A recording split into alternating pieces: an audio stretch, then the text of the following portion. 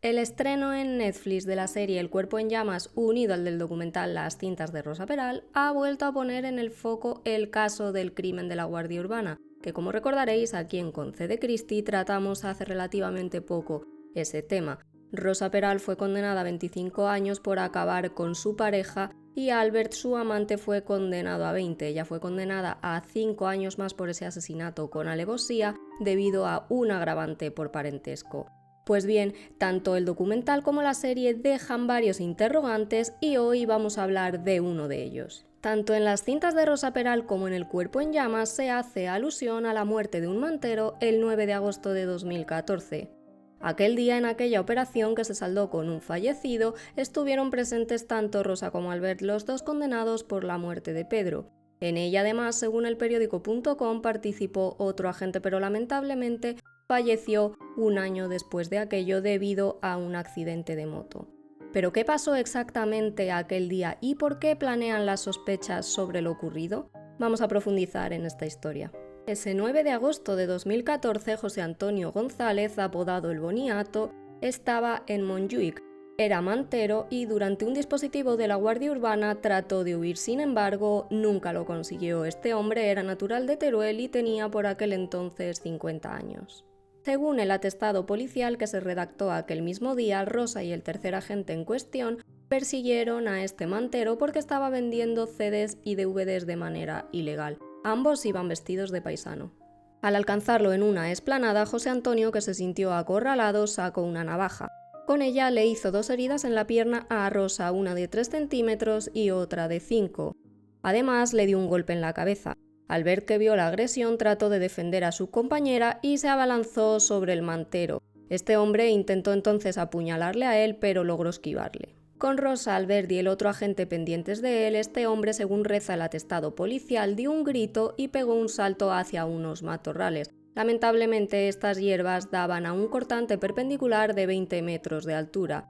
José Antonio, por lo tanto, cayó rodando hasta la parte baja de la montaña. Cuando llegaron allí las emergencias, se encontraron a José Antonio tirado en el suelo, estaba tumbado boca abajo y además tenía puestas las esposas. El cabo Juan José Leal explicó que él mismo se las había puesto. Este hombre dirigía el dispositivo y explicó que cuando vio al hombre con la navaja cerrada decidió engrilletarlo para evitar que pudiera herir a nadie. Para ese entonces José Antonio aún seguía con vida, por tanto fue trasladado al hospital. Sin embargo, allí moriría a causa de las graves lesiones que le provocó la caída. Hasta aquí todo parece coincidir, ¿verdad? El problema está en que hubo varias versiones de los mismos hechos a medida que pasaba el tiempo. Ese mismo día, Rosa Peral contó lo mismo que el resto de esos agentes, que ella había visto con sus propios ojos al hombre precipitarse al vacío por sí mismo. Y aquí quedó todo en un primer momento, pues Rosa, Albert y el otro agente coincidían en que había sido un lamentable accidente. Sin embargo, en 2018, cuando Rosa ya estaba en prisión por el crimen de Pedro Rodríguez, un juzgado de Vilanova reabrió la causa. Y es que una presa que había compartido celda con la Guardia Urbana reveló que ésta le contó, en relación al crimen de Pedro, que no era la primera vez que Albert mataba por ella, refiriéndose a ese mantero que murió en 2014. El juzgado de instrucción número 31 de Barcelona volvió entonces a llamar a declarar tanto a Rosa como a Albert por lo ocurrido aquel día con el mantero. Albert mantuvo su primera declaración, dijo que el hombre se precipitó él solo desde el acantilado.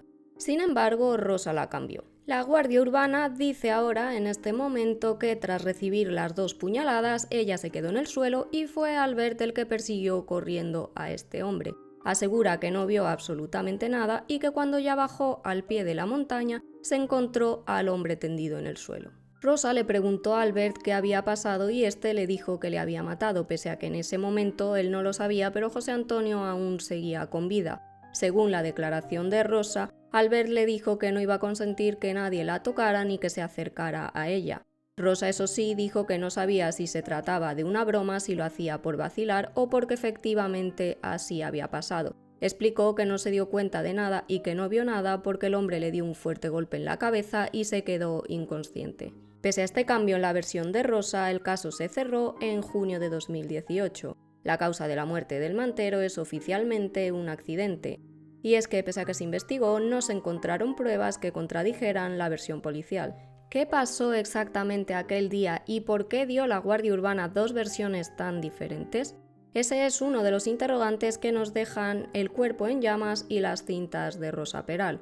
Oficialmente, la causa de la muerte de José Antonio, como os digo, es un accidente. Pero lo que ocurrió realmente ese día solo lo saben Rosa y Albert, pues el otro agente que participó en el dispositivo lamentablemente falleció en 2015.